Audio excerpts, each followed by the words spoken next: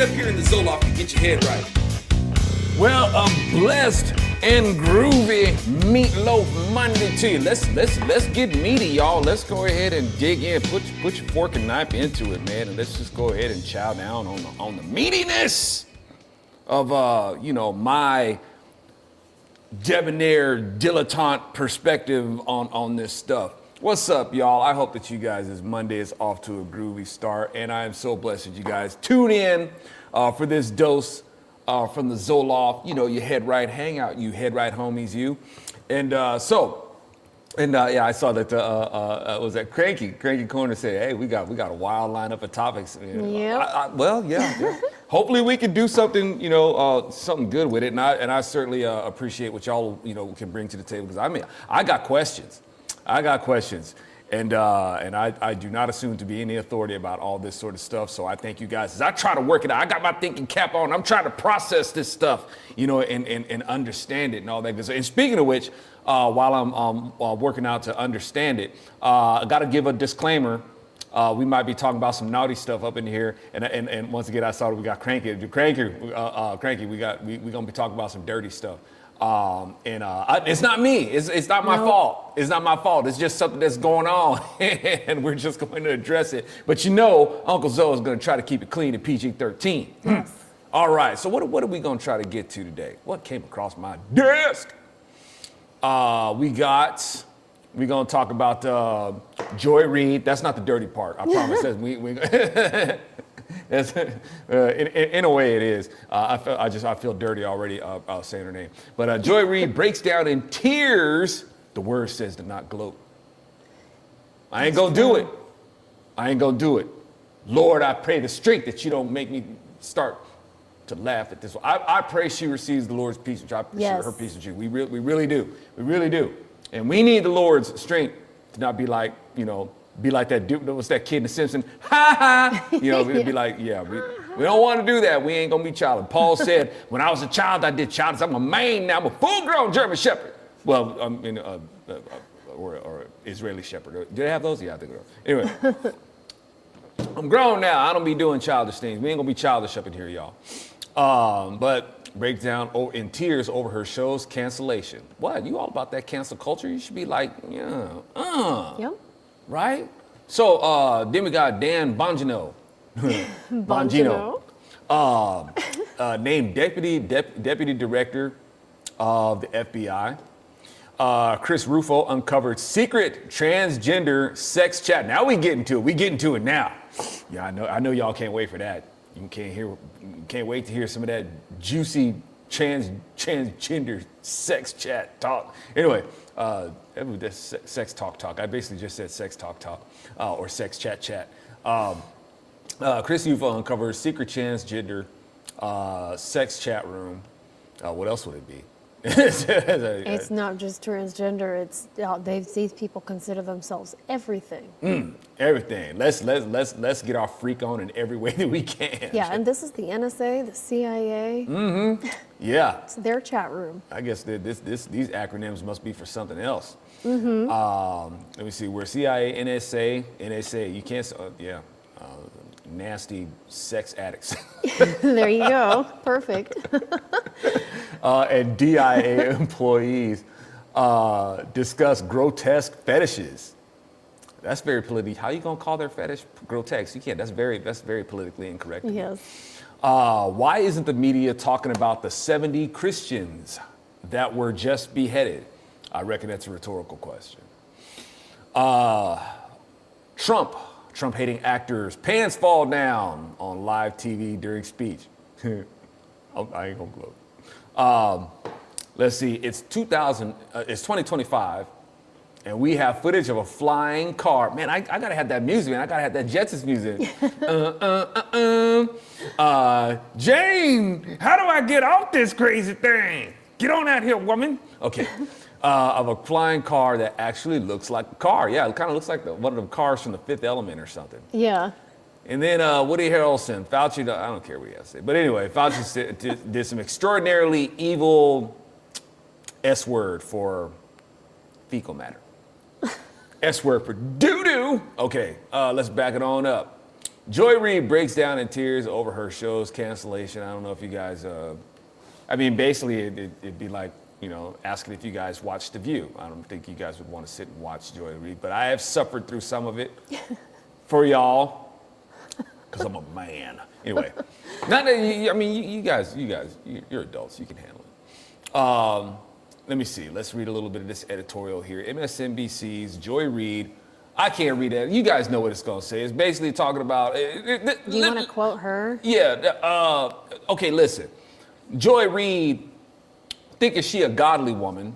Yes. And she's rather disillusioned about why her show failed. And which, of course, she's going to be disillusioned about thinking that she's a godly woman, right? Yeah. She go to church. Woman, I don't care if you go to church. I'm sorry, I didn't mean to misgender you or assume that's okay. Maybe she's, I don't know. She said, heck, if you gonna, let's go all out of it, just making mistakes about what you are because you thinking you're a godly woman. You know the devil goes to church too, right? He attends. So you claiming that it's like, that's like them talking about, Biden, being such a believer in Nancy Pelosi. Yes. And I do believe they are very devout Catholics. I totally believe. Yes. Because anybody can go ahead and take any sorts of religion, with your life. But if you, with a religion, I don't care what the religion is. Okay, you can go ahead and make it up as you go and call yourself that. But the thing about following Christ, being a Christ follower, Christ isn't just some doctrine. He is the living truth who could testify of himself, right? We've got our word to go ahead and square up, what the truth is. And we follow Yeshua himself, who could testify of himself as the truth, right? You can't make it up. Yeah. You got Christians out there who call themselves Christians the same way as you got, dudes out there calling themselves women. Mm-hmm. As the saying goes, you can go into the garage and call yourself a Ford, don't make you a car, But all that to say, Joy, not impressed with you calling yourself, a woman of God. And her work is of God, and that's quoting her. Yeah. For the things that you support, and it contributes to the prejudices that people have, like considering against the Jews. And the Lord has already called it out that these people will be, dragging Jews in or out of the synagogues and killing them and saying, hey, we're doing the Lord's work. See, you're in support of stuff like that. Yes. Thinking that you're some godly woman. It ain't, if you're talking about God or you're this woman who serves the Lord, it ain't the right God. Heck, even the name Baal means Lord. That might be more up your alley as far as that goes. So Joy thinking that she's doing this godly work and she's taken by surprise that her show's been canceled. When you're this pro cancel culture woman, you're all about cancel culture, so, it caught up with you. And you're surprised. Obviously you're not as observant as you think you are. You might have seen this coming, but in your narcissism and in your pride and in bigotry, I reckon that you just missed it. You're bigoted against men. You're obviously very bigoted against white people. That pride and that bigotry has blinded you as to, what would be coming. Now, you're gonna, her response doesn't surprise me, y'all. Come on, man. Of course she's gonna react this way. Of course she's gonna be crying. Of course she's gonna be surprised, and her pride, her fragile pride. Everybody's pride is fragile. It's the weakest thing about us. But her, yeah, she gonna take it really hard, because she's obviously a very insecure woman as it is, and as I've said 1,000 times, pride and insecurity are two sides of the same coin. So in her insecurity, she's crying, she's surprised, she's hurt because she's not as valued. That's the word. Her efforts aren't as valued as she thought. No, obviously they're not. The job of these, you're going to have some people out there saying that, the job of these corporations is to make money. Yeah, it is, y'all. But the thing is, you have to understand these are very religious people. Just like Joy is talking about, she thinks she's a godly woman. She's a very religious woman. Okay, the left are very religious people. They answer to their demons. Being religious don't mean you're holy. All right, these people they're off the deep end on believing stuff. Their faith is much their faith is much more tenacious than a lot of other people who call themselves Christians or whichever. Their faith is in a perversion. And these companies, these publications, they're given over to their perversions too. It just so happens that Joy Reid's religion isn't serving the religious agency that she's been contracted to as well as it needs to. It's more than the money, y'all. It's the efficacy of how she's promoting their religion. They're not having a change of heart, y'all. They're not having a change of soul. It's just she's expendable. She's a sacrifice. She's not promoting their ideology that they cling to religiously as effective as she should. And yeah, that manifests in a show of the money. But y'all, how many times do we need to see it? It ain't about the money. You got people out there keep saying you go woke, you go broke. And you'll see these billion dollar corporations going woke, and they'll take this hit, and then you'll have another one coming up right behind them doing the same thing. Take a hit, and then y'all, it's not about the money. Okay? It's not about the money. When you have, listen. When you have throughout history people who will sacrifice their babies to their idols, yeah, in the name of the perversion that they want to be blessed for, you think they're gonna cry over like you losing a few $100 million, maybe even $1 billion? Heck, even children were expendable. This is a religion, y'all. This has been going on for thousands of years, baby. Thousands of years.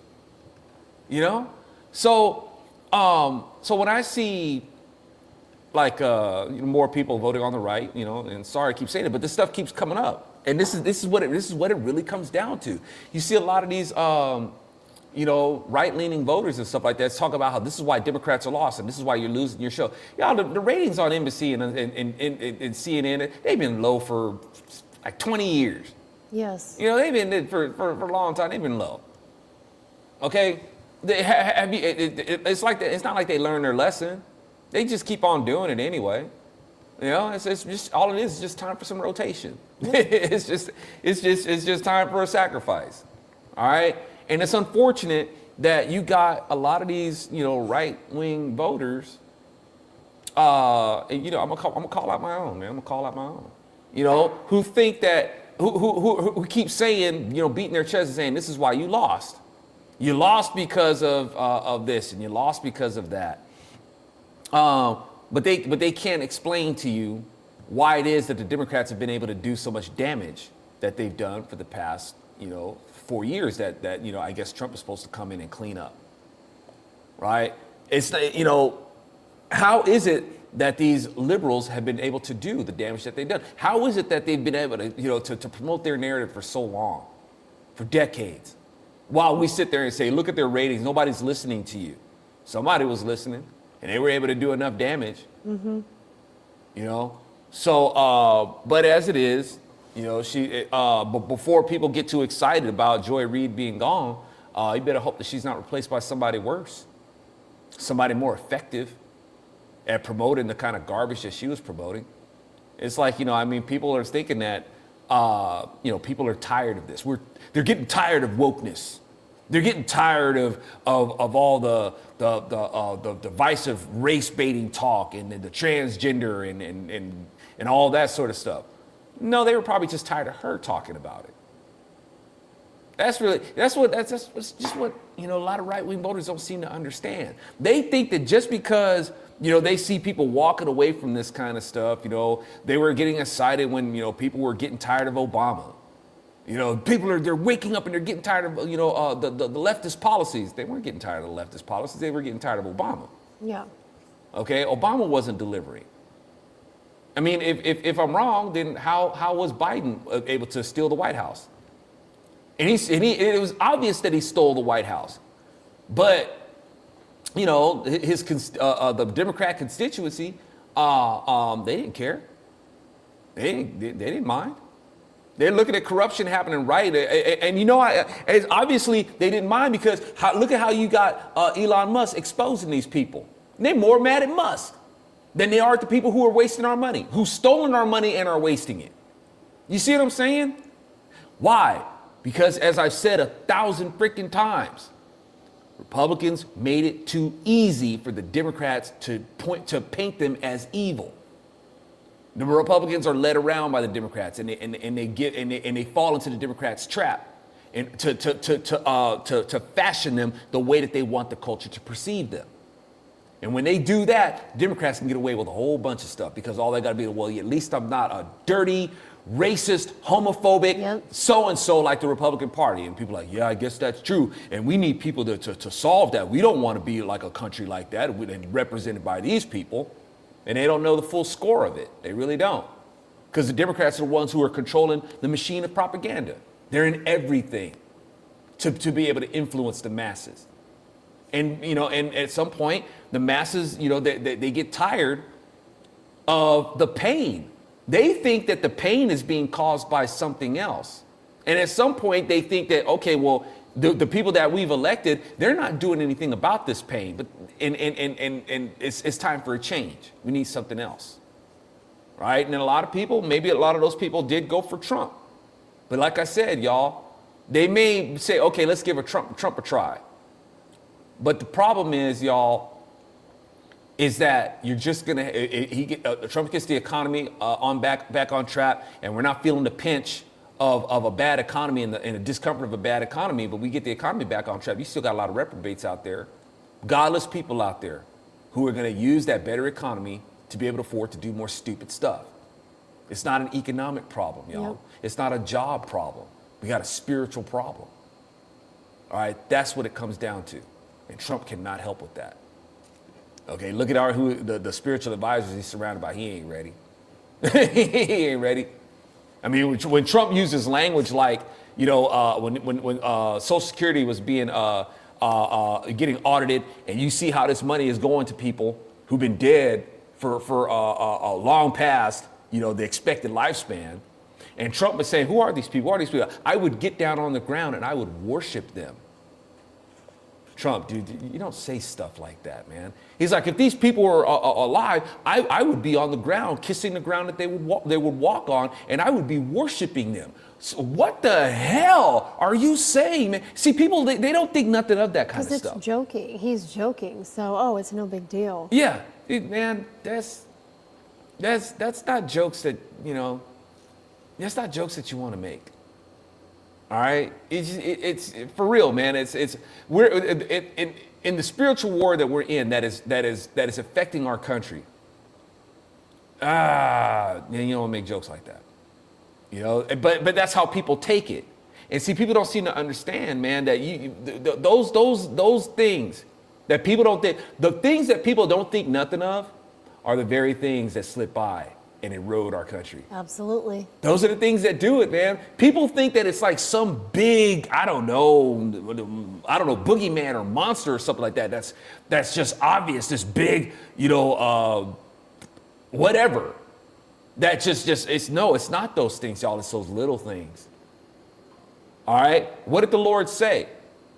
It only takes a little bit of yeast to work its way through the dough, y'all. It only takes it's those little things, man, that you don't think much of. It's that little thing, like that fruit on the tree. Oh, what's the harm in it? What is those things? But you got people out there who's so prideful, man, that they're just like they think that no, nothing like that, man. It's just that's just you're being melodramatic, right? But it's them little things. So like I said, with Joy Reid, people's response is like, this is why MSNBC is failing. And what I'm getting around to, y'all, is that the strategy of the majority of the mainstream Republican voters, y'all, is just waiting for Democrats to make things so bad that that voting for Trump or voting for Republicans seems like is like the last ditch alternative. Y'all, that's not a good strategy, man. You understand? It's like, you mean to tell me that Republicans weren't able to promote something attractive enough, get something attractive enough to make people just like, you know what, who's Joy Reid in the first place? You know, how was she able to even last this long? Yeah. How do we got these people lasting this long? You know, and as people, they have to just go full on to make themselves look like such idiots and such fools, and the country has to endure so much damage before people like, well, maybe I need to reconsider what Republicans. It was because mainstream Republicans ain't selling it. They don't sell it. They gotta wait until Democrats make it so freaking bad. What the hell kind of strategy is that? You know what I'm saying? So, you know, I'm not like all, hey, ding dong, you know, the witch is gone with Joy Reid, because it's like, look what it took. Yeah. Look what it took, man. It's like, dang. So anyway, what do you guys think? Am I too fuddy-duddy as far as that goes? Am I going doo-doo in the punch bowl here? I know people want to gloat and make fun of each other, and I don't blame you. You know, I'm just saying. You just be careful that she's not replaced with something worse. Right, I know. There's other people being replaced, canceled on MSNBC too, but we don't know their names. Like, they're not familiar as Joy Reid is. Yeah, right. Well, hopefully they don't really come to make a name of Jay themselves. Thompson says Joy Reid's weeping doesn't fool me. I know, right? Yeah, she's not I mean, she's genuinely cuckoo, but. And speaking of names really quick, thank you guys for joining on the Instagrams. I see you. And on YouTubes, you guys are a blessing. Bronze Serpent Media, thank you guys so much for tuning in. If I don't call everybody out by name, you know, please don't feel like I'm being a bad host, but I do see you in here and I definitely appreciate you. Just trying to stay on track. And the chat on our website is brighter and it just looks cleaner. It looks better. It's functioning well again. Oh, and sweet. It's there again. Yeah, it was the weirdest thing, y'all. I went into my website and it was gone. I went into my website history to restore it and it was gone. It wasn't even a website. It was like it was never existed. Weird stuff, y'all. And of course, I don't want to say that to discourage anybody for becoming members but I just, just full disclosure and transparency. I'll tell you guys what's going on. It's just weird. It's weird like that. It was Steve Wirt's birthday yesterday, his 66th birthday. Happy birthday. Get on down, man. All right. Happy birthday, man. I'm going to go have a piece of cake in your honor. I'm going to maybe go to the store and, get some raspberry coconut zingers. Don't you dare. I know, right? Oh, one of my favorite. The couple of my and I haven't had these in so long, man, but this is like my favorite. I know it's your birthday. I'm just saying, like, in celebration of your birthday, Steve, is like, I'm trying to think which one would I want to go to first. My favorites was the Hostess donuts, crumb donuts. Oh yeah. Oh man, love those, and raspberry coconut zingers. My favorite, man. Love that. I haven't had those in a long time. Trying to stay away from things that's bad for you. So bad for you. This road trip food. Right? We need to take another road trip. We just took road trip. I know we need to take another one. So I have some road trip. Gotta have that raspberry zinger and raspberry coconut zinger and the donuts. And the donuts. Oh, donuts. Actually, I had a run on honey buns for a long time when I was in high school. Oh, I did too. That was my main reason for going to high school. I'd go to school Probably, you get the honey buns. I mean, I know I can go someplace else, but I don't know, for some reason I would. It was an excuse to to go to school. Anyway. Let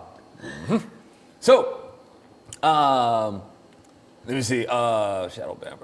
Brian says I've been shadow banned for so long. I am used to no one noticing. I feel you, man. I like Bill Clinton. I feel your pain. Yeah. Lip bite. Thumbs up. It's like, yeah, I feel you, cuz. Let's see. But I see you. I noticed. Right. And let's see.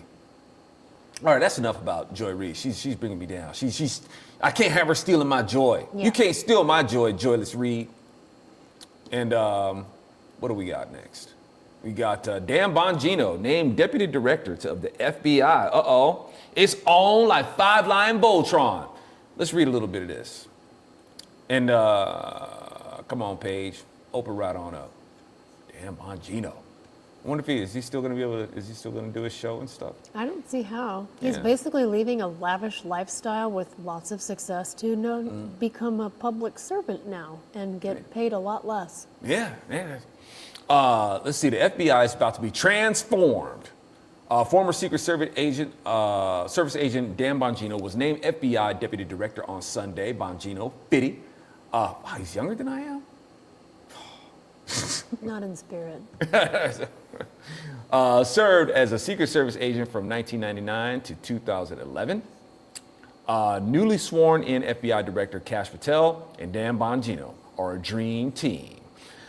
President Trump praised Dan Bongino in a Truth Social post on Sunday evening. Great news for American law enforcement and justice. Dan Bongino, a man of incredible love and passion for our country, has just been named the next deputy director of the FBI by the man who will be the best director ever, Kash Patel. Trump said he was a member of the New York Police Department and a highly respected special agent with the United States Secret Service, and is now one of the most successful podcasters in the country, something he is willing and prepared to give up to serve, Trump said. All right, so I would appreciate y'all's perspective. If you're as excited as Trump is, promoting in terms of Dan Bongino's appointment, as well as Kash Patel, I'd like to know why. What is why? And of course, you got those who really hate both of these people, even as Republican voters. People who are not pleased with this. Yeah, he's one of those figures where people love him or hate him. Yeah, on love him our or hate side, on Republican side. Yeah, and but for y'all, what would you have to say to those who are of the opinion that these people are bad news? And I guess as Musk is in 5 words, or if I said, why Elon Musk example. Why are you excited, or what are you expecting that they can pull off with this appointment? I would really like to know. I can't say that I've really tuned in a lot. And maybe it's my prejudices against, Rumble that, it's because I think that's where Dan Bongino is doing most of his work on Rumble anyway. I think he's part owner. Yeah. Yeah. And that certainly hasn't helped me at all. Being on Rumble, I know because a lot of people would give me so much crap about Rumble. You need to be on Rumble. You need to be on Rumble. And I'm like, I've been on Rumble since 2017. If you're telling me that I need to be on Rumble, that means that Rumble's not very effective because you either didn't look for me or you couldn't find me, right? But people would be telling me you need it. And I'm like, Rumble doesn't work for me, man. I hardly got any love on Rumble. I'd be like trying to support people and join their communities and support and go in there. Never any response. No interest from any other commentators to hey, let's lock arms, man, and let's see if we could take it to no interest, right? None. And so it wasn't like people were like really watching, my stuff there, and I put content there regularly. Nothing. Shadow banning is a beast, y'all. It's a beast, and there's between the shadow banning and people not really caring. And not that I expect them to, but I'm just responding to the fact when people are saying, you need to be here, it's like, dude, there's really not a need for me to be there. There's not an interest. There's not a demand for my content. But, it was supposed to be this haven for, conservative commentators to go on there and, their content wouldn't be blocked, and there's a community there for people who want, and it's like that did not exist for me there at all. Yeah. You can look me up on Rumble, and or if you knew how to, you gotta exactly know how to spell my name for one. If you're gonna get a search going, those who know, it's like people say, hey man, I typed in your name, I was able to find you on, and it's like that's if you know my name. But my brand itself is not discoverable. You won't stumble across my content. Okay, if those who don't know my name and they're typing in, my name's not going to show up in cross references and stuff like that. That's what people don't seem to understand. It's like I was able to find you. I typed in your name. That's if you know my name, if you know how to spell it. But you can type in like my name and like put Rumble, and it'll pull up my content in a Google search on Rumble, and you go to click it, it'll say this person has no content here. Right? That's what Rumble would say if you go to this person has no content. So sometimes it would do that. Depends. Maybe it depends on the browser. I don't know. Sometimes it wouldn't. So all that to say, like when I think, Dan Bongino, I'm like, I don't care. So. Jay Thompson has the best analysis of this. I was thinking it, but I couldn't put it into words like Jay. Sock it to me. He says Bongino is bad news in that he's a doer, not an administrator. He's going to be a jock having to deal with a bunch of bureaucracy full of progressive nerds.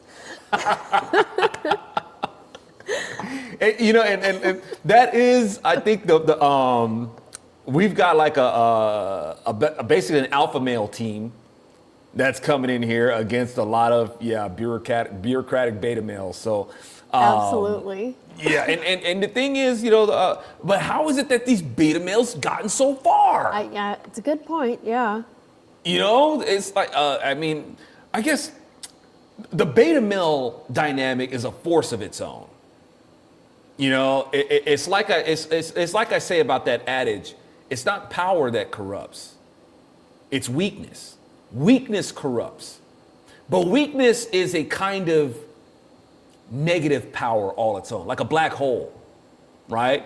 Black hole is basically a star that has collapsed on its own, gravity. And the weakness of it, its integrity was weak, and it collapses. But even though the weakness of that integrity, it causes a lot of problems for anything else that may be around it. So it's kind of like a negative power.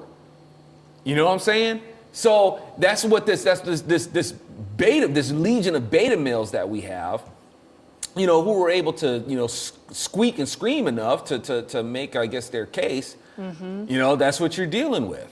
And so hopefully, this right here, this good kind of problem, yeah. that we're going to have with Kash Patel and Dan Bongino. I guess that's the kind of problem. It's a good kind of problem to have. Yeah. If you look at the whistleblowers that you've seen interviewed over the past 8 years, the FBI whistleblowers, they are like alpha dudes because they're all conservative, military, just, Christian. And they are like alpha dudes. They're like ripped. They're just focused. They're like jocks, like he said. And yeah, they're surrounded by beta males there. And these are the whistleblowers, And number one, you got to be godly. That's what it's. I mean, Yep. you can't just have. It's not enough to just be an alpha male. Be a prideful dude. Yeah, it's y'all. We can't stress enough, man. We need godly people in there. All right, it's got to be a balance of that. Like say, because one would be like, well, wasn't Mike Pence supposed to be a godly dude? Wasn't he like such a believer? Yeah, but he didn't have. I don't know if Mike Pence really took that into masculinity. Cojones? Yeah, you know what I'm saying? It's okay. Listen. If you're gonna claim to believe in God, you have to make sure, as the Word of God says, there's a way that seems right to a man, but its ways lead to death. Right. Yeah. You can be in the presence of God. You can be one of God's disciples and still not be connected to who God is. Perfect example would be Peter. All right, Peter's was caught up with the affair. He was caught up with what he thought was right. Peter was caught up with the affairs of men, not the affairs of God, and he was listening to his heart when the Word of God is telling, "Hey man, the heart is wicked; it's going to deceive you. Don't get caught up with that, man. Listen to me. I'm the truth." So you're going to have people, man, who thinking they're all Christian and stuff like that but they're caught up with the Christian feeling. They're caught up with their feelings, not the truth itself. Let me rephrase that. Not the truth himself. So Mike Pence was one of those. He was more of one of those who would call themselves Christian, who was listening to his heart. Okay? And that's the kind of stuff that gets us in trouble. Don't listen to your heart. Yeah. You don't listen to your heart. Don't listen to your gut. Not before you listen to the Lord first. And he conforms our heart to him. Conforms our guts to him. Conforms our mind to him. And orders our steps.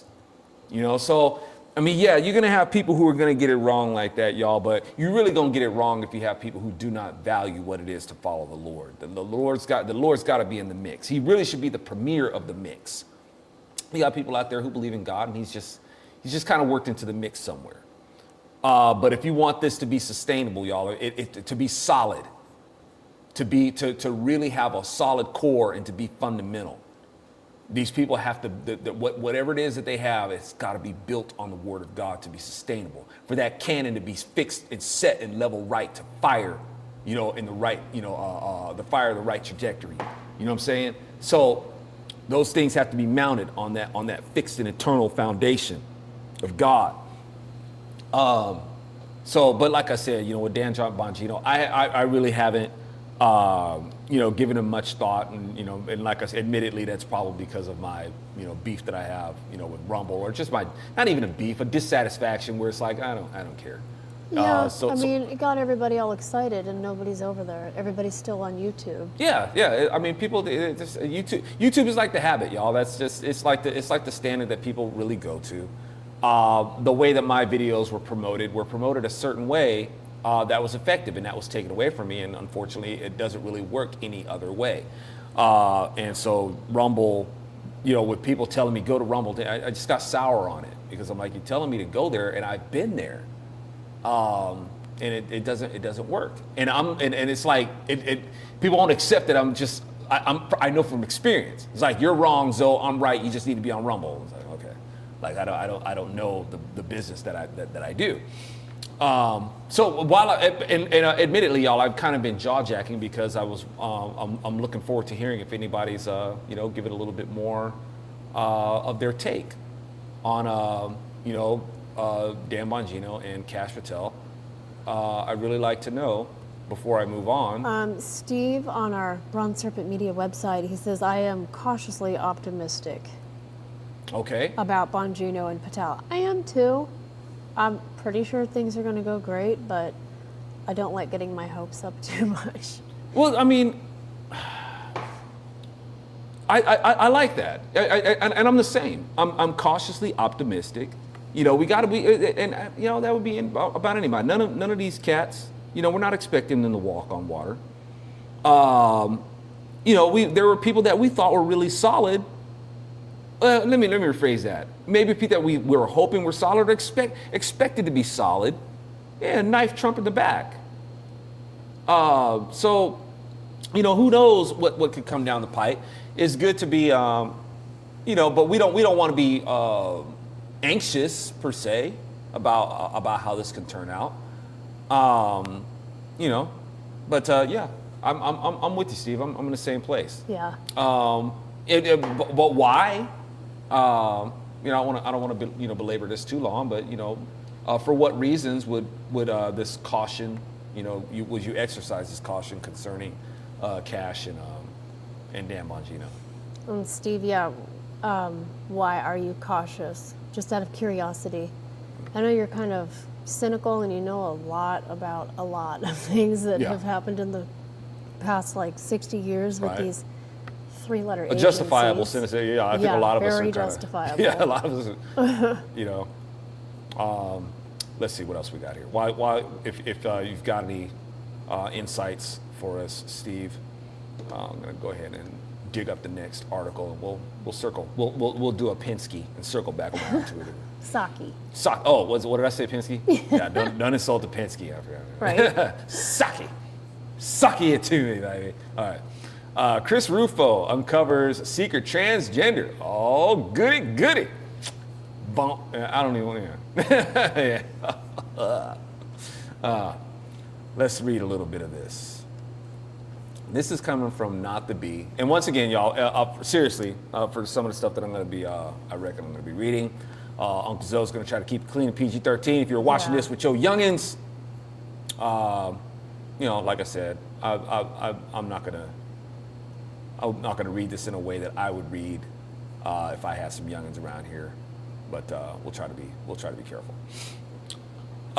Chris Rufo uncovers secret transgender sex chat room where CIA, NSA, and DIA The Dirty Imps Association. How about that? Yeah, that's a good acronym for that one. And employees discuss grotesque fetishes. One of the weirdest things that gives me euphoria is when I pee. All right. Hey, I guess as long as you're, peeing alone, yeah, that's fine. I reckon a lot of people, feel a sense of satisfaction. You've been holding it, can hardly. It's like maybe you get a sense of what's the word I'm looking for? Elation that you made it to the door. It's like, oh, I'm so glad I made it. You're in a long drive in a car or something like that, and you get to the toilet bowl and you just go ahead and, release the kraken. Huh. This person is saying that in the context of after being castrated and having your penis turned into a vagina. I was going to get there at some point. Just trying to keep it biological. Yeah, and, yeah, but I mean, thank you. We'll get there. Okay, dude, that reminds me of that one. Okay, this is foul, dude. This is foul, but I'm gonna try to keep it clean. Sorry, Cranky. But you mentioning that brings that meme to mind. Where it's got Bruce Jenner and he's had all the surgery and stuff like that, and he's looking like this. He's got the eyes rolling back of his head, or they caught a picture of him like with him looking like that, and it says,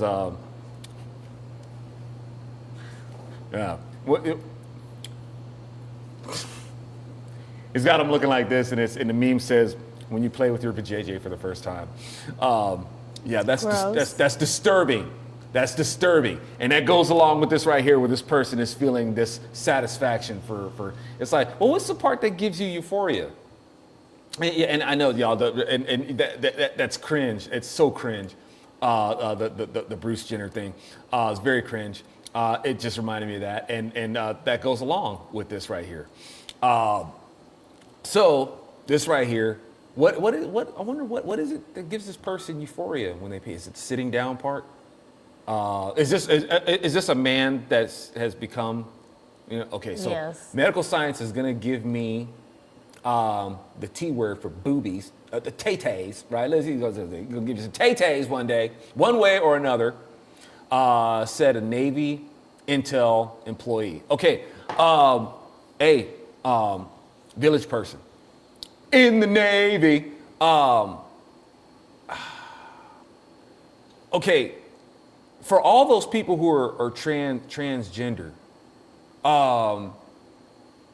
if you're a dude who's truly a woman, what do you need a procedure for?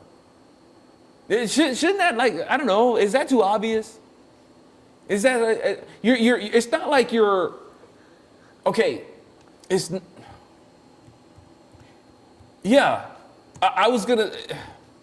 No, I'm just trying to get my mind around. Of course, I'm being facetious when I say this. Trying to get past the that you guys have the obvious. You're all about.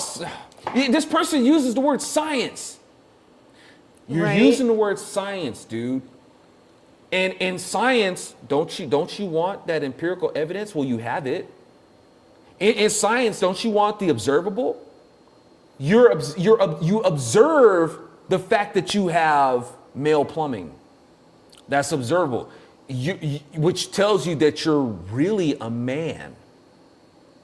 You're not a woman. You're not a woman trapped inside of a man's body or anything like that. You're a man. And so on top of that, that's why I talk about the delusions of these people who are fully given over to their imaginations. Okay?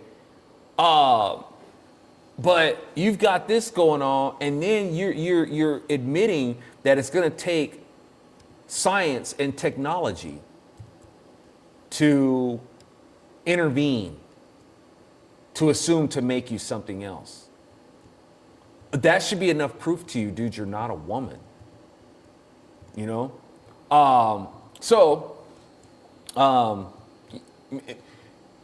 For these people who are doing that, man, you're not only making a lifetime commitment of sacrificing yourself as a man, you're going to murder yourself as a man. But when you become this assumed woman, dude, you're not going to function like a woman. I know it's a waste of time to say this because these people they're not reasonable. Reason is not how you communicate with them, as I've said 1,000 times. They're given over to their imaginations. But hey, as we're here, we still want to stay solid with the understanding about the Lord who is the all science. Okay, but when you do this, you're gonna have to spend the rest of your life trying to convince your body that it's not wounded. You understand? You're gonna have to spend the rest of your life treating a wound. Yeah. Bro.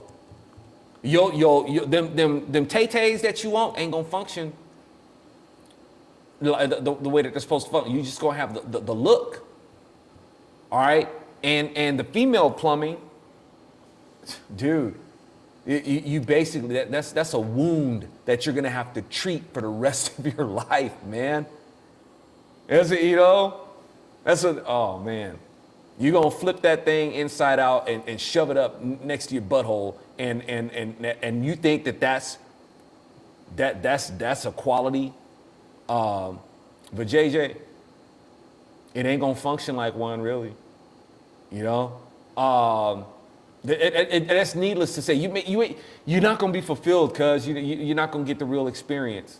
You're gonna spend all this time trying to convince you. This is gonna be for the rest of your life, trying to convince your body that it's supposed to function like a female, rather than, what would be easier is to just simply remind yourself that you're a man. That would be much easier. You ain't gonna have to take no pills. It ain't gonna cost you no surgery. It ain't gonna cost you money and blood. But see, that's why I say, y'all, you understand? This is a religion. You understand that this person is gonna make a blood sacrifice to transform into something else. You dig? So, against what the word of God has said. And this kind of thinking, these people are in the offices of national security. Yeah, y'all. Yeah. So let's see what else we got here. So it's exclusive at Grossman Hanna. Okay, and I guess this is Christopher. Okay, Rufo, and I have obtained logs from the NSA's secret transgender sex chat room, in which so we got that the agencies that are doing this. Employees discuss genital castration, artificial vaginas, piss fetishes. The word piss is in the King James Bible. Sex polycules, and gangbangs, all on government time, and the taxpayers' dime. Right? This is insane. I just added that in there, because that's not supposed to be the outrage. We're not supposed to be outraged about something like that. They're taking our money. This is how they spend taxpayer money. Yeah. Okay. But we're not supposed to be, how dare we be upset about something like that? Mm-hmm. His article, he wrote a long article on this, and he says the sex chats were legitimized as part of the NSA's commitment to diversity, equity, and inclusion. Activists within the agency used the employee resource groups to turn their kinks and pathologies into official work duties. Isn't that just such efficient use? And they're called employee resource groups. Doesn't that sound nice? And now, I guess this kind of stuff is constructive conversation to have in these, because you got to understand, to have these people really be on the job and have forums like this, they're to be made to understand the mindset. Because you guys want these people to be comfortable. You want these people, you don't want them insecure about who they should be able to, they should be able to express themselves how they feel. And how long we've been saying, y'all?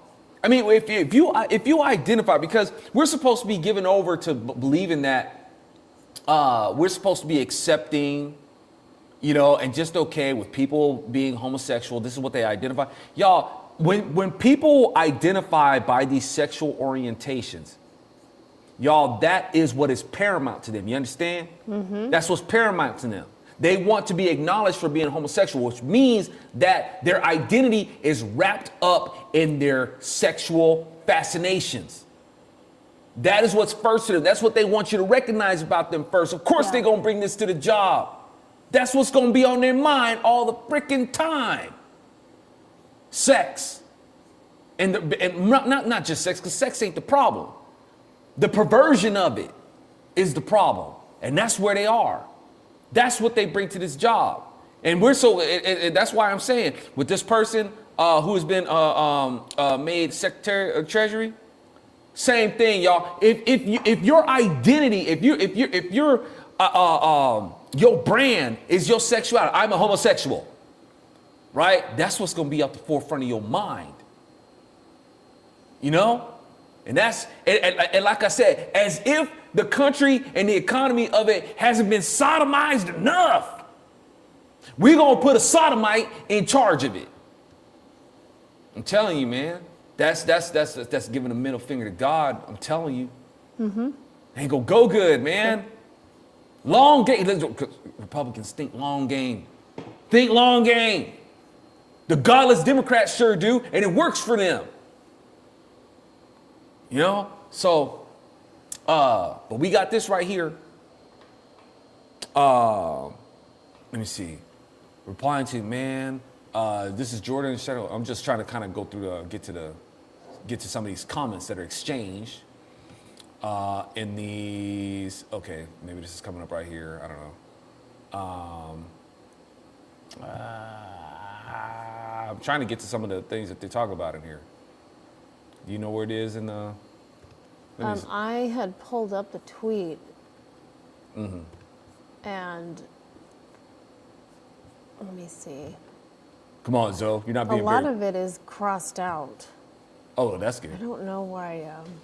I don't want to have to read that crap. Yeah, maybe not the Babylon Bee did that. No? Okay. Yeah. Okay, let me read some of this one. I'm not sure. Okay, hold on. Yeah. It's just gonna let me put on my glasses here. See if I can see it a little bit better. All right. And let me show. Okay, so Intel employees use the chat rooms to discuss ethical non-monogamy or polyamory. Many claim to be part of sprawling sexual networks and have a rich slang vocabulary about their sex lives. Some of our friends are practically polymers with all the connected compounds. This exchange sounds a little bit like this. Like, I'm not for sure gonna jump into full-on non-monogamy for life. Well, why not? I mean, what's the problem with it? But I'm enjoying the multiple connections I'm making. If A is my girlfriend and B, G are his partners, then B and C and B and D are dating, but not C and D, nor E, F, or G with any of the others. Though there are several MWB, metas with benefits, okay, connections, LOL. Polycule is a polyamorous group, but not everyone is dating everyone else. There's actually a really good infograph about it in the Rain webcomic toward the end of its run.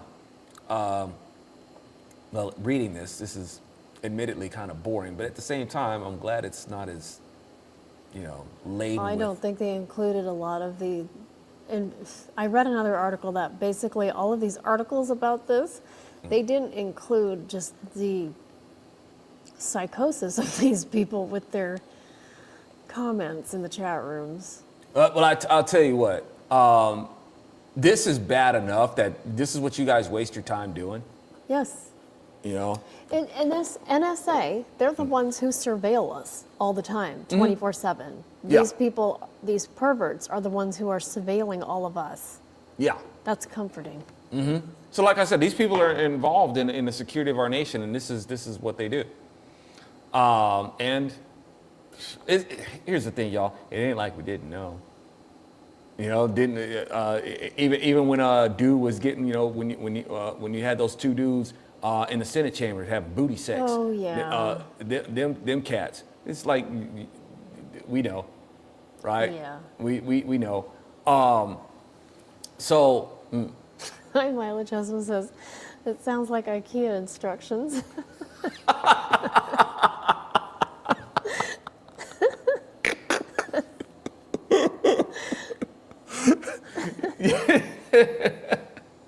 Yeah, nailed it. Yeah, it did.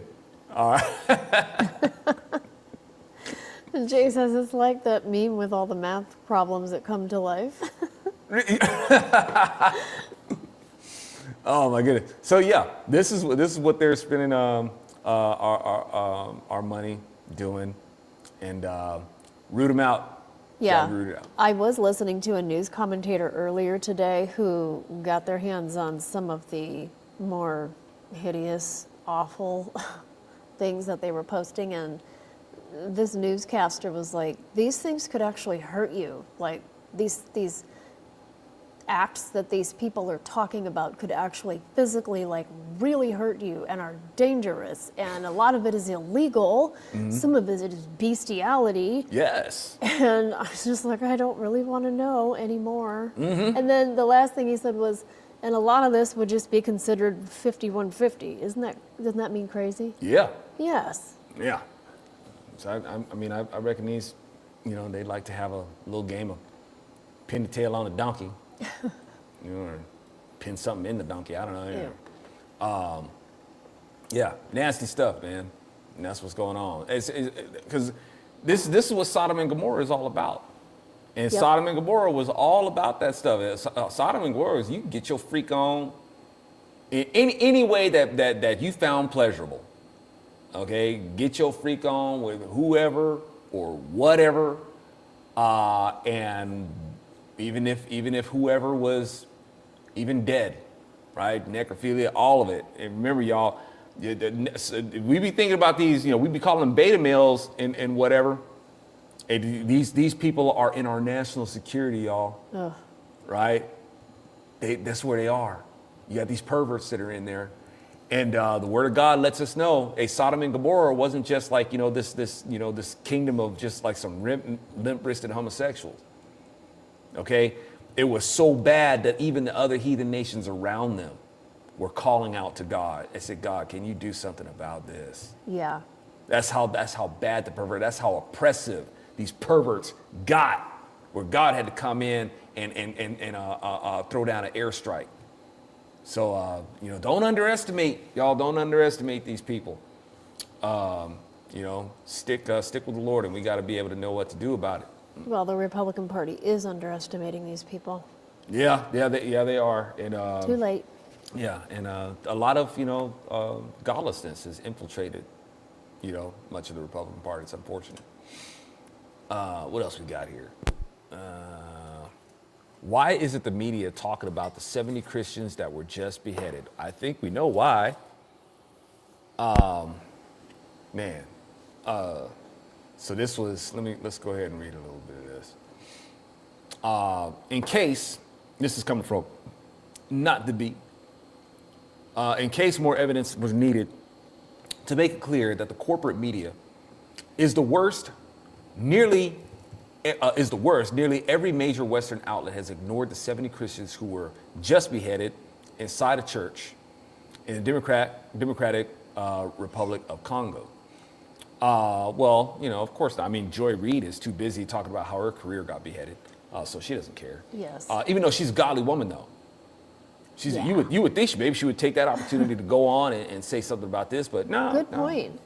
But this is going on in the Congo. I guess this would reflect negatively on something that's going on on that continent. She don't want to do that.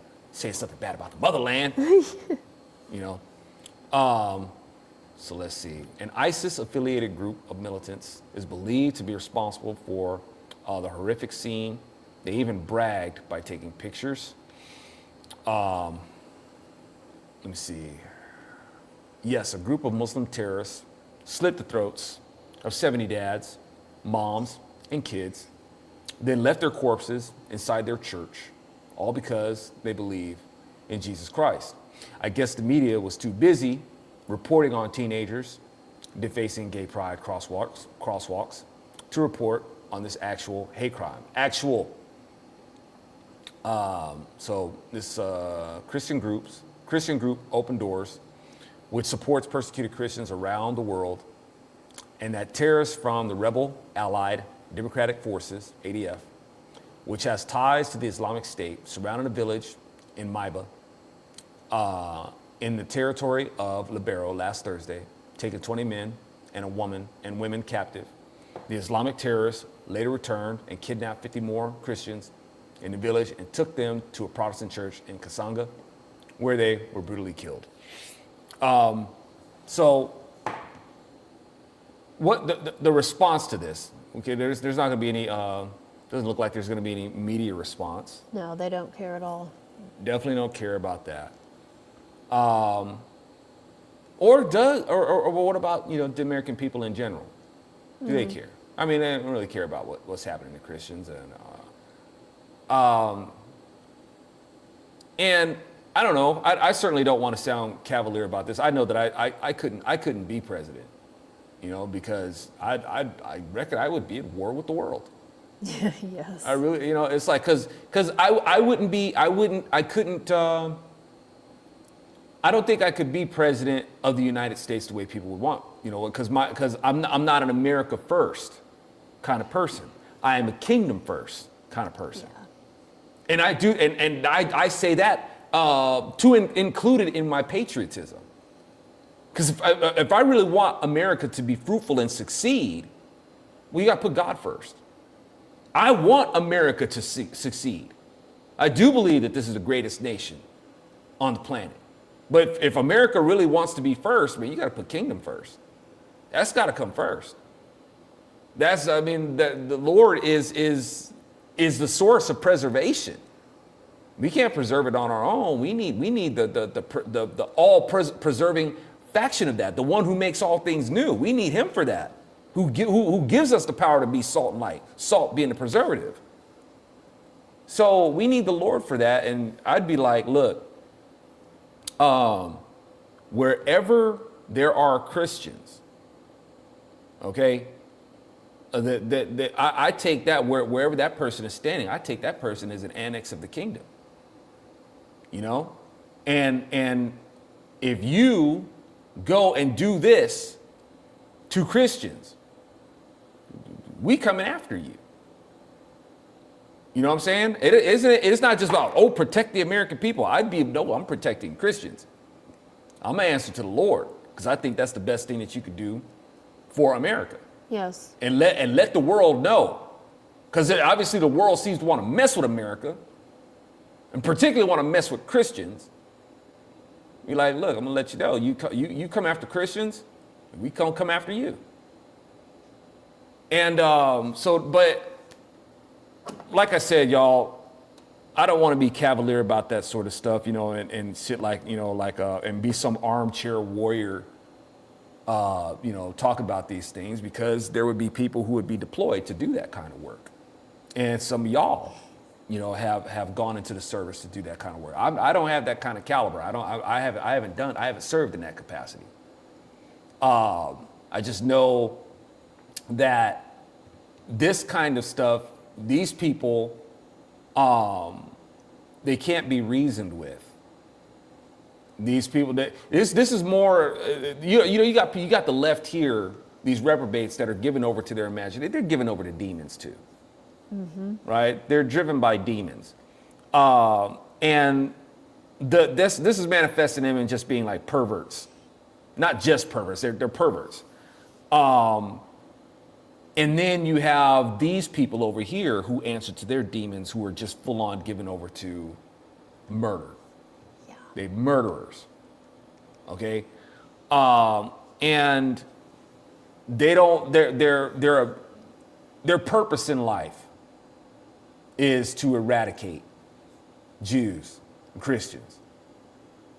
Okay. And how do you deal with that? Now, I don't want to be like one of those people who's just like, man, we just need to go in there and we just need to firebomb all of them and just be done with it and do away with it and all that kind of stuff. Because as we can see we got Christians over there. I don't want to be so general, with bringing down a campaign like that, or where these places happen. I would say that the bombing campaign, missile strikes, fire teams and stuff like that, very surgical approach. If you just unleash, untie the hands, of our military. Yeah. Instead of making them fight with one hand tied behind their back and standing on one leg, let them do what they do, kill and break stuff. But like I said, it would be a very surgical campaign to be done. And but hey, check, put me in check, y'all. Let me know what do you think it would take? I mean, what kind of deployment would that be? Because this kind of stuff, man, it's not going to be solved until the Lord comes back. I mean, that's just the way that it is. The word of God hadn't lied. This stuff has been going on for thousands of years, man, and it's really not going to get any better. Like when we think about what Israel is going through, like with Hamas, and didn't we were just talking about? Hold on, we're just making sure that this isn't a topic that we're going to be talking about a little bit later. I don't think. But yeah, this ties in with it. We were talking about Trump basically letting Hamas know, hey, you're going to release these hostages. Oh yeah, he gave them till Saturday. I think that was a couple weeks ago. And I was like, okay, you're specific about when you say release these hostages, right? Unharmed, alive. Yes. Because it turns out, I guess Hamas did release some hostages. Yeah. And they were brutally murdered. Yeah. So little babies, the Bebas babies. Yeah. So. And the mother that wasn't the mother's body. These people are, they're driven by demons, y'all. They devils. And how you deal with that? Now here's the thing. I don't want Trump to say anything. Don't say nothing. The only response I would like to hear that came on the news is that involves a lot of smoke. And I don't mean smoke and mirrors. I'm talking about smoke and ashes for what has happened. Yeah. The response to these people who would do something like this. When Trump talks about, we're going to bring it down like the world has never seen. Okay, yeah, we want to see some of that stuff. But, like I said, man, the retribution that needs to be done and the retaliation, that I guess I'm assuming to have some sort of knowledge about what needs to be done. And like I said, I don't like to talk, about that sort of stuff because there are people who would need to be deployed to do that kind of violence.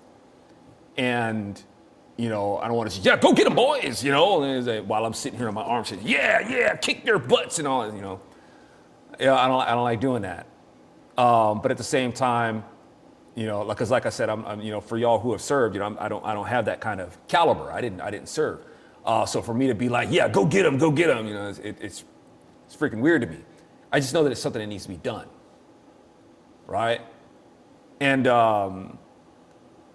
this and how the diplomacy in trying to make this kind of stuff work out is obviously that credit card is maxed out. These people they need to be eradicated, hit really hard. Matter of fact, take the shackles off of take the collar off of Israel too while you're at it. Yeah. We have, there's people who claim to be Christians over there as well. And, some of the opinions like, hey, it's a sacrifice. The sacrifice is like, they can either be caught up as the casualties like this, or they could be just butchered by, Hamas and these factions. Once again, try to do it as carefully and as surgically as possible. But it's almost like, dude, they're gonna die anyway. You know what I'm saying? There is which way do you prepare? Which way do you prefer to go? That's a harsh reality, man. That's definitely not something I say like, hey, that's war, baby. That's just the way life. That's just life. What do you guys think? What's the response? To something like this. How does a mess like this get cleared up? I mean, I'm asking. Here's the thing, y'all. We know how it gets cleared up, and we're not going to be able to do it. Ultimately, yeah. Y'all. I'll remind y'all.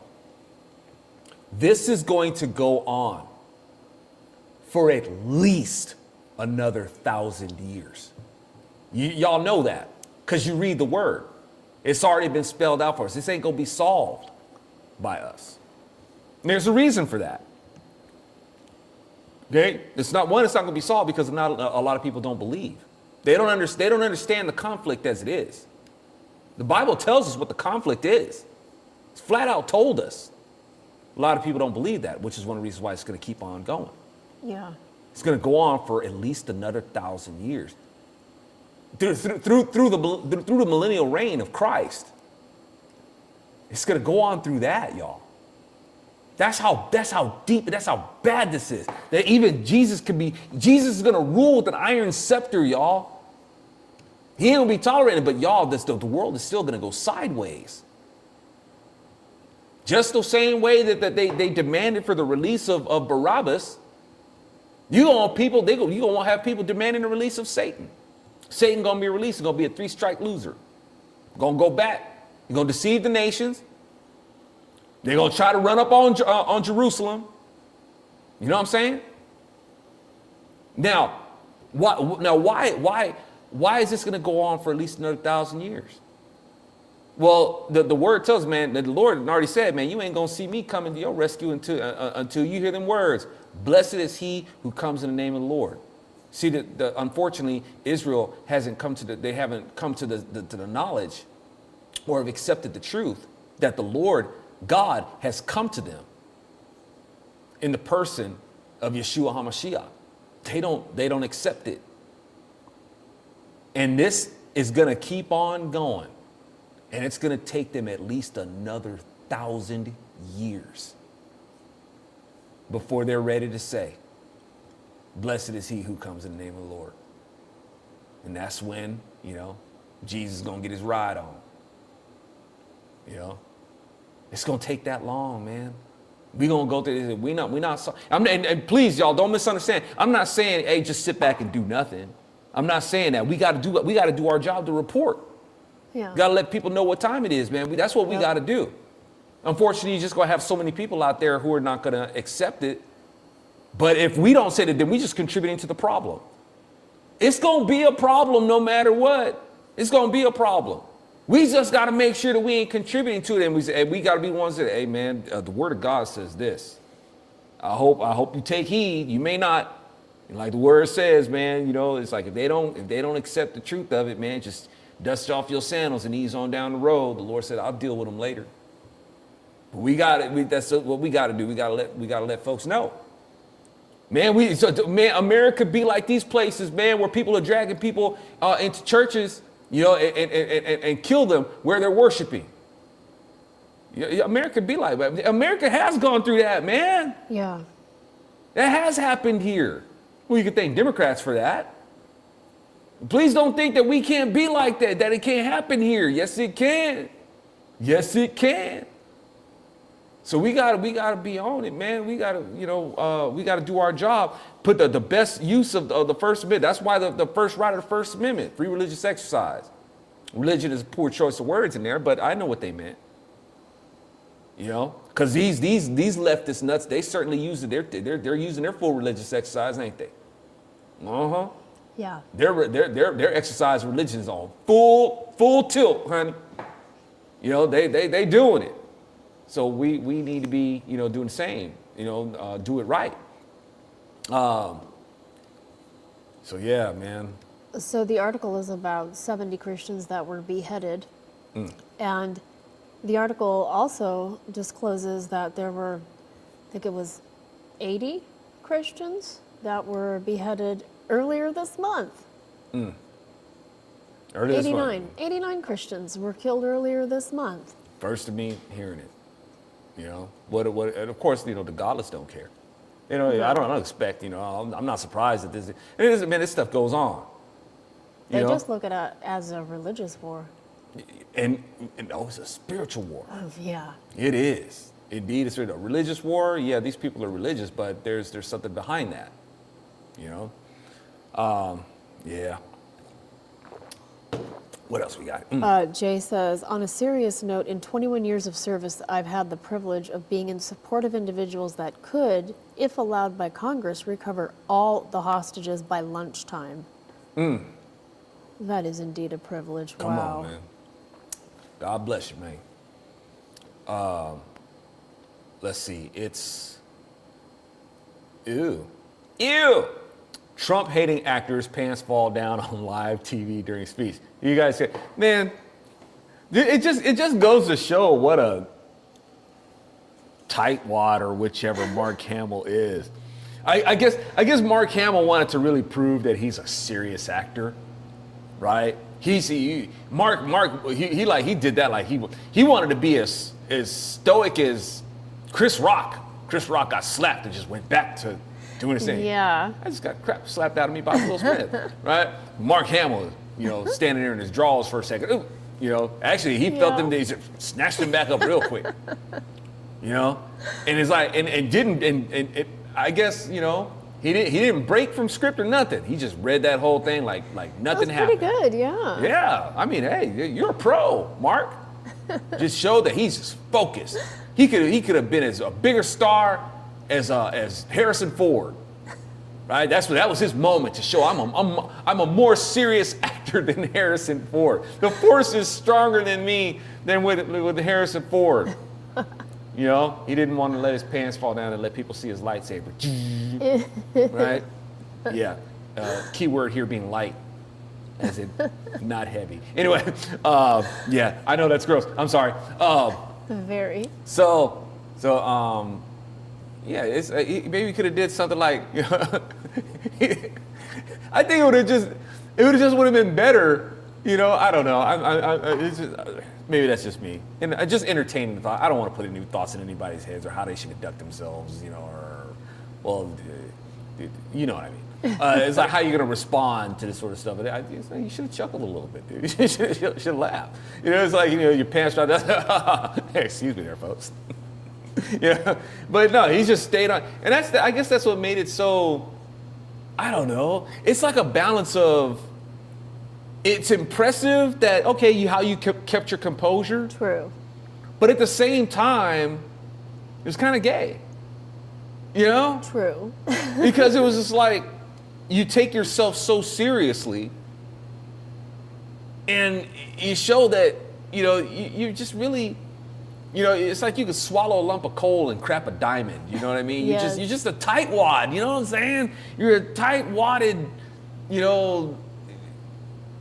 fuddy-duddy, man. You're a fuddy-duddy, Mark Hamill. And so it's like, just pants fall down and just like, oops. Just a little something, man. Just let folks know that you got a sense of humor. You don't take yourself so seriously. Amen. And no, it's like you and Stephen King have too much in common. Yeah, good point. So anyway. So yeah, he's on stage. What was he announcing? Awards. Yeah. And it says his suit trousers just dropped to his knees. Man, maybe you shouldn't spend so much time concentrating on Donald Trump and just I know some tuxedo pants or whichever. So but I'm sure you've worn a tuxedo before, haven't you? I would think. You don't know how to, tighten the things. Yeah. I think I've worn it. How many times have I worn a tuxedo? Like twice. Twice, yeah. I think twice. It's very difficult for me to get you into a tux. It has to be. It was the Congressional Medal Awards. Was it that? Yeah. Yeah. That and our marriage. Yeah, because I was too busy about thinking about getting out of that tuxedo, you know what I'm saying? You know what I'm saying, fella? Anyway, I ain't trying to think about getting this down. I'm trying to get it out. Anyway, but, you know, I mean, even that, I mean, I was at least able to keep my pants on at the altar.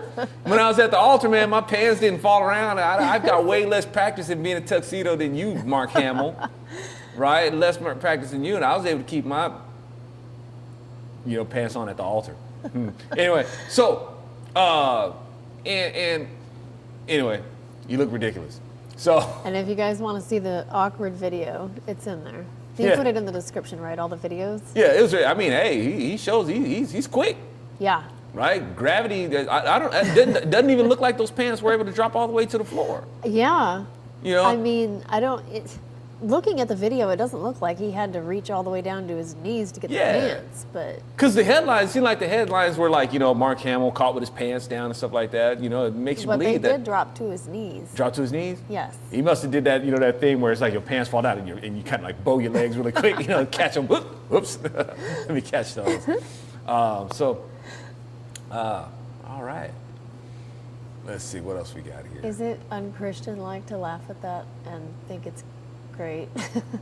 Yeah, because I don't think we're laughing in a mean spirit or anything like that. And at the same time, let me rephrase that. Like with Joy Reid and stuff like that. I think it's okay. I think it's okay to laugh, but not do it in a mean spirit. Right. You don't be mean spirit, because gloating that's mean spirited. Okay, you know what I'm saying? that's true. We don't hate Joy Reid. I don't wish any ill will on Joy Reid or anything like that. I feel sorry for the woman, really. Yeah, and she's annoying. I do too. And she has a narrative that can make it rightfully to be angry about. But you can't be given over to like hatred of these. But that hatred is weakness. We don't want to be given over to that and wish ill will and say things that are just like mean. Which I know that I have, because I've said that she reminds me of an orangutan. That is mean. That's mean. It is. I admit it. I admit it, and Lord have mercy on me for saying. Don't. That's mean. Or maybe I could have said that better. I could have said something. To the inference of an orangutan or something like that. I think I could have done that a little bit more, with more finesse, instead of like directly saying that she looks like a orangutan, but some another way, like I don't know, like maybe like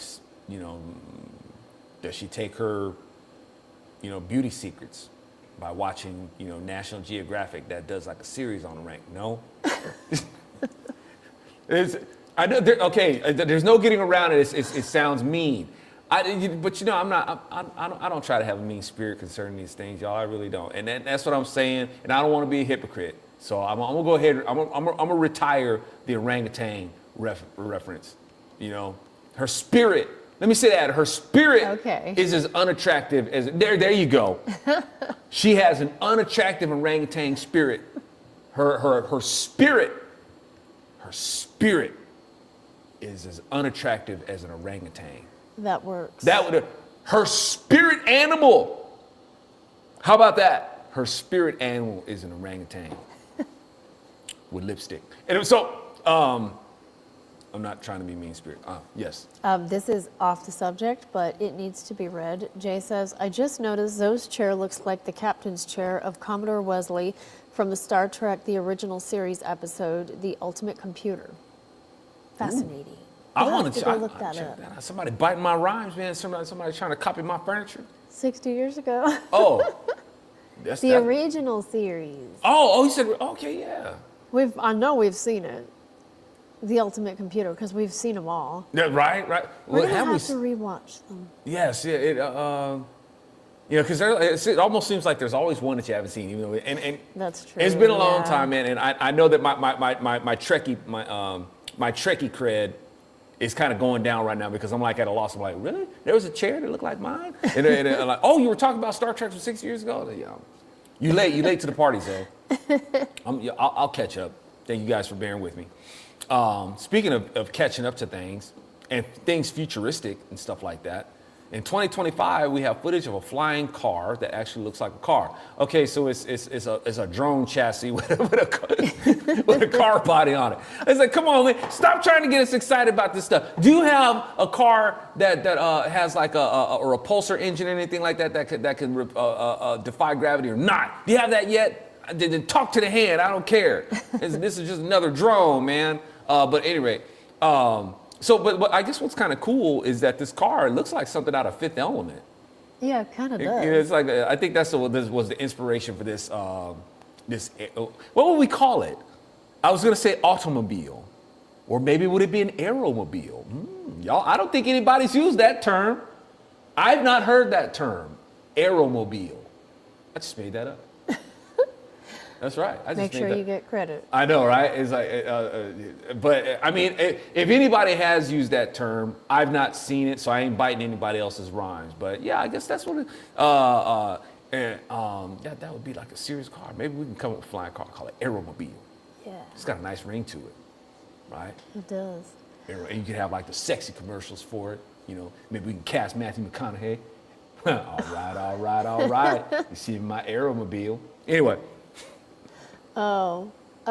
Yeah, Jay says orangutans are actually very family oriented and caring. They live in peace with gibbons and otters. I love gibbons. Yeah, so she's definitely not comparable to an orangutan. Okay, so I'm sorry for insulting orangutans. Yes. And I guess the reason why orangutan comes to mind is because it just reminds me of orange. Yeah. And there's something orangey about a joy. I don't know if it's her dyeing her hair. It's her hair. Lemon yellow, but there's still, even though it's lemon yellow, there's something orangey that comes out. It just makes me think orange or orangutan. Yeah, it's orangutan. But I see now. Not only that, I guess that would be me being mean-spirited to orangutans, and I don't mean to be mean-spirited to orangutans. So my apologies.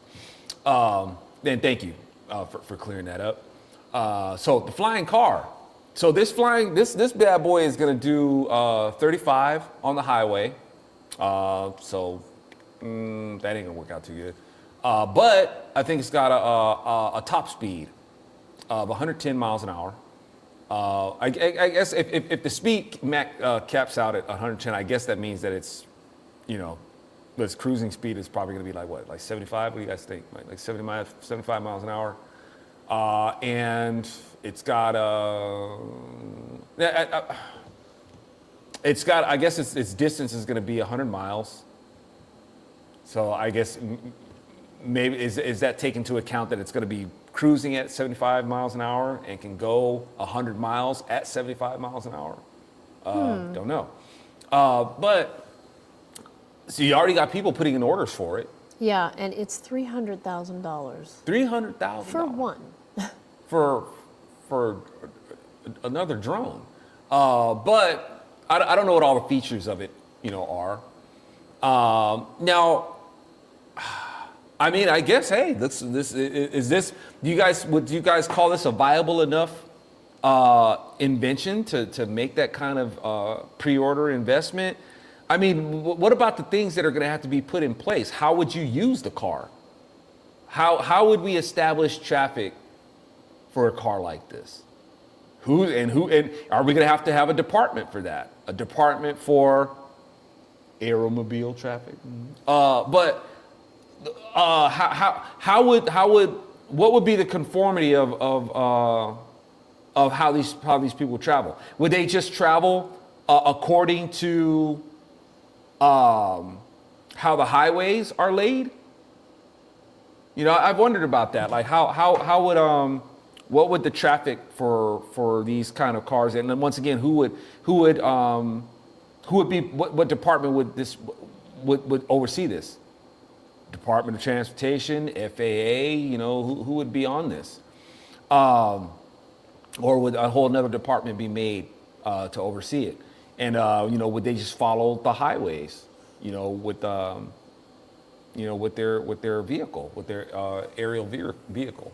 I would like to own it. I mean, well, not on this particular one. Maybe this. I don't know. But I mean, I'm itching, man. I've been thinking about ways to be able to do it. I don't have the resources at my disposal to be able to try to pull it off. But I think about it. I was like, man, I'd love to have a flying car. I like flying. I don't like being flown around. I like being at the at the wheel, man. I want to be on the flight deck. But or the cockpit. Anyway, what was somebody saying? Jay says, hate to break it to you, but the Convair Model 118 or 118 Convair car was a prototype flying car. And the interwebs says it was a prototype from the late 40s. It says 2 were built. It looks like an old car with wings, basically. It looks pretty cool. But I guess it never took off, no pun intended. And I'm kind of curious.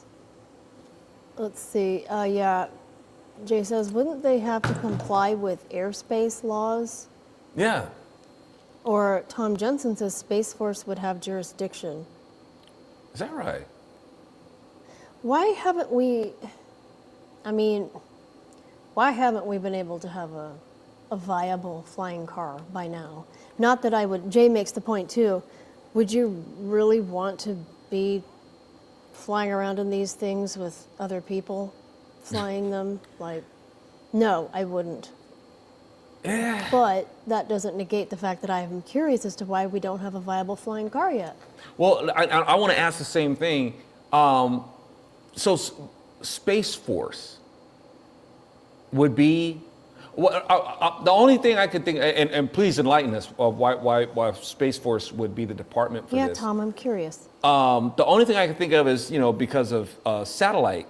I reckon, some kind of satellite communication is maybe that part of your assessment on that. Because, I mean, this will be even lower than low orbit. Like at what altitude would you have to be at before, it would be an FAA issue? He says it's a joke, LOL. And Jay says Civilian Air Mobile Commission. Got me. I'm sorry? Jay says Civilian Air Mobile Commission. That sounds reasonable. Okay. Yeah. We'd need to have something, but I would never, ever do a flying car just because of other people. Yeah. And Bruce says, have you ever piloted a plane before, Zoe? Yes. I was working on trying to get my license commercial, and it didn't work out. But it's just the funds. But yeah, I think maybe just 25 hours. About 25 hours. I was just short of soloing. I didn't get to soloing yet, but I have flown and safely landed planes. Praise God. Cessna, but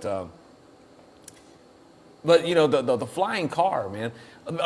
I think when we're talking about a flying car, the way we're thinking about a flying car, a hovering car, not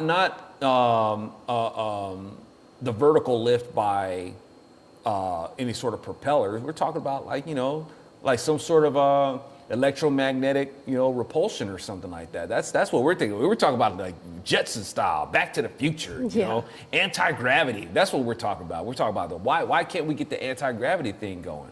And I've wondered the same thing. Like say for instance, obviously it's a lot easier said than done, and we can speculate and whatnot, and I guess the physics just don't allow for it. But like say for instance, the Earth's got an electromagnetic field, and it must be pretty darn strong because it keeps, I guess it helps to keep us from getting cooked by deflecting the solar winds. Now, I reckon there must be like some sort of sense of pressure that's coming from, the solar winds. I mean, when we're talking about, I guess, we're deflecting just protons, which aren't supposed to have any mass, but there's like some sort of pressure that's coming from it, isn't it? I don't know. I'm asking. Like, you know, if we got this radiation that's coming from the sun, and there's supposed to be solar winds, I'm assuming that denotes like some sort of pressure that's coming at us. Not enough to knock us out of orbit. It's factored into how we're able to maintain orbit. You know, the speed of the Earth around the sun is, I guess, can't be interrupted by these solar winds or whichever. But I'm assuming that's how that works. Edification, definitely welcome. All that to say, y'all, but considering there's an electromagnetic, and even with a compass, y'all, a compass can be drawn towards the poles. Yeah. So there's magnetism going on there, right? So why is it that we can't have an apparatus that is able to oppose that magnetic field? Is it that the magnetic field from the Earth isn't strong enough to have an opposing magnetic field that would have it defy gravity? Is that the issue, or is it the other way around, that we can't it just wouldn't be pragmatic to try to have some kind of repulsing agent that would be strong enough to repel the Earth's gravity, like to send an opposite signal, if you will, towards it to keep it off the ground? Is it that? You know, I mean, I guess, you know, what, that's the $24 million question, is why is it so difficult to be able to, you know, oppose the Earth's gravity? Yeah. I mean, aside from turbines, you know, and propellers. Yeah. The magnetic field of the Earth. Why can't that be? The only thing I've seen so far is that it takes like a really cold, like nitrogen. There's like this nitrogen experiment that people are doing where somehow the nitrogen is able to keep this vehicle. But I guess you would have, in order to make that viable, you'd have to have a roadway, and that's kind of pointless. Oh yeah, that's true. Yeah. You know, you'd have to redesign how the roadways are to Yeah. the, you know, and that's a whole, that'd be a ridiculous campaign, I think. Or if you're just going to keep the vehicles in the air by, you know, opposing magnets, you know, a vehicle that's got, you know, a magnet that generates this opposite towards a magnetic strip of roads, and then again, that doesn't quite cover it either. That doesn't cut it. Just needs to be something that would, you know, be able to repel the Earth's gravity, if you will. An actual anti-gravity apparatus. Yeah. You'll understand this. Jay Thompson says, gravitic drive relies on the gravity well of the stellar body. You can get anywhere on Earth in 24 hours with near unlimited weight. He says anywhere means 1 inch or 1 complete rotation in 24 hours. So what that sounds like is that, I may need for you to read that again. Relies on the gravity well of the stellar body. Gravitic drive relies on the gravity well of the stellar body. Well, that's, I mean, You can get anywhere on Earth in 24 hours with near unlimited weight. but it says stellar body though. I'm assuming a star, the gravitic well of a stellar body. So that sounds like we would have to have a star in the mix. Am I misunderstanding the application of the word stellar here? Well, that's what I was thinking. So maybe we both are. Man, you pulling that? Are you pulling that from another star? You tested my sci-fi. A smarts? Yeah, you tested my sci-fi catalog, man, to see if I would recognize where that came from. Is that what you do? Are you doing that here? I have a feeling I'm being trolled. Being trolled. Because I mean, it would sound like that the vehicle would have to be attracted to another to something above it, rather than repelling against something below it. Yeah. Okay, he says planets, moons, stars are stellar bodies. Okay. Or celestial. I got you. So let's just fold space. Yes, Tom. Let's just Let's do just that. fold space, That's right? the easiest way. Tesseract up in this thing, man. But yeah, that's what I'm thinking. It's like, well, there has to be. That is the issue, is to be able to repel the Earth's gravity with another some kind of signal, frequency, magnetic, electromagnetic, opposition. I don't know. If I had that Elon Musk kind of money, I'd be working on it. I would. Right? It's like, man, don't you know? Let's do a poll. What would you be more interested in? Going to Mars or having like a flying car? Like I'm talking about like anti-gravity car. Put FC if you want flying car. Yeah, or flying M. car or M for Mars. I'm putting flying car. FC. What's a flying car, man? And I don't even want to, I was going to say drive it. I don't even want to fly it. I would maybe do it in the middle of the desert once, but like I said, I do not trust other people. You wouldn't have to, because I'd be flying. I'd be. Well, now here's the thing. You do have an amazing record of never getting us in a car accident. So. Oh Lord, You've dodged a lot of things. We're trusting in you over superstition and over jinxing. Amen. That's right. I mean, there's been things that have, like, big, huge things that have flown at us on the freeway, and you, like, just, you see it way ahead of time, and you just dodge it. Get my swerve on. So right? I would trust you in a flying car, maybe once or twice. I ain't going up there all the time. But now, because I don't trust other people. Yeah. Now, with the flying car, do you pilot it or do you drive it? Yes. Would you I be say the pilot. driver of the car, or would you be the pilot of the car? Bruce is from Mars. Was it? Bruce is from Mars. Bruce, is that? Oh, you're from Mars. Okay. But on Mars you would want a flying car. You can't be on another planet, man, and not have a flying car. What's the point of going to another planet if you can't have a flying car? You want a flying car.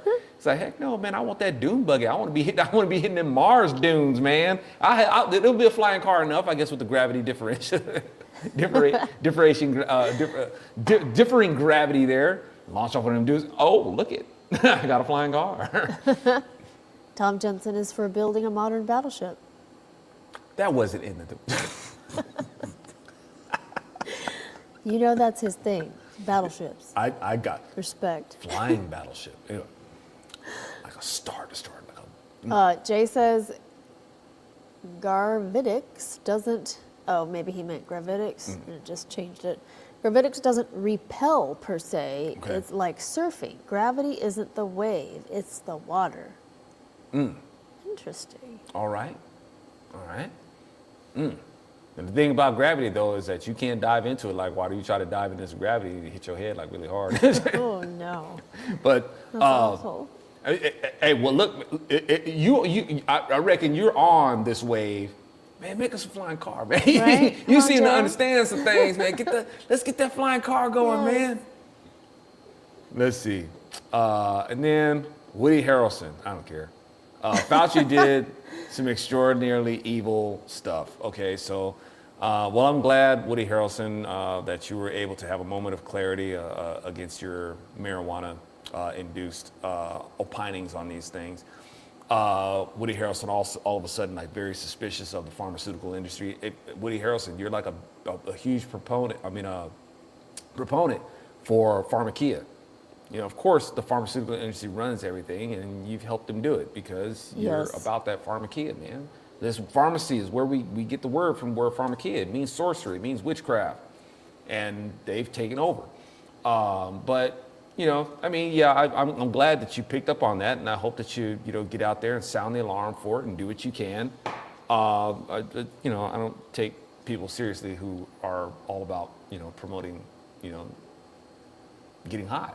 Yeah. And that's part of your brand, and it's who you are, and it's like I didn't need him to tell me what's going on with the with Fauci, but I appreciate that you've at least had that moment of clarity. It's interesting that, don't watch the interview, you guys, because Woody Harrelson is like on super slow speed, because Yeah. I'm pretty sure he's high or something. It's very irritating.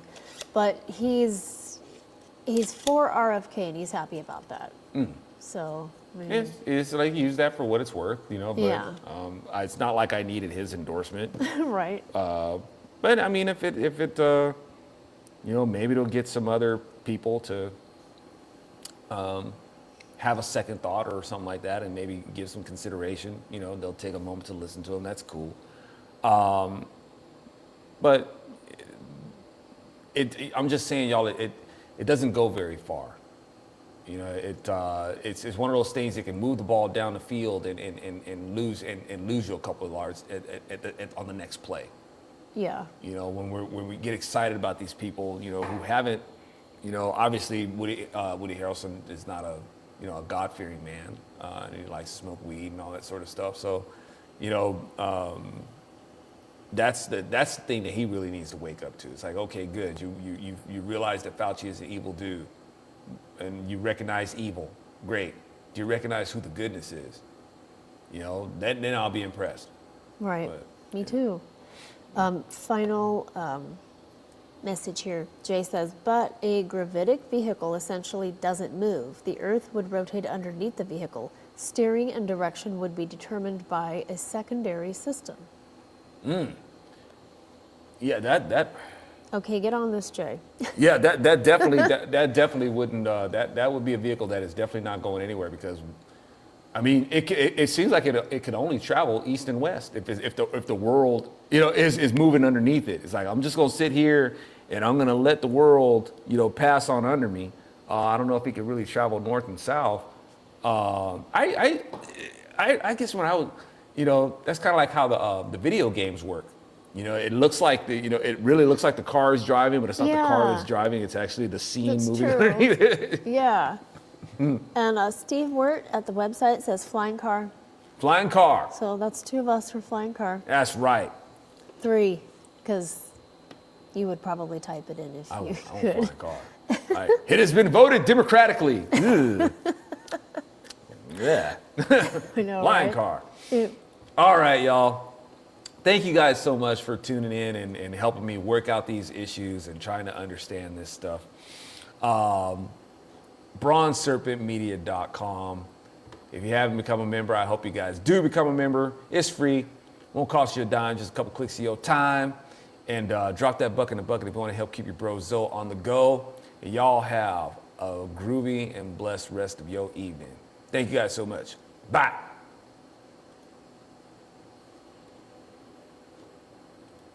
Wrong button again. I hate when I do that.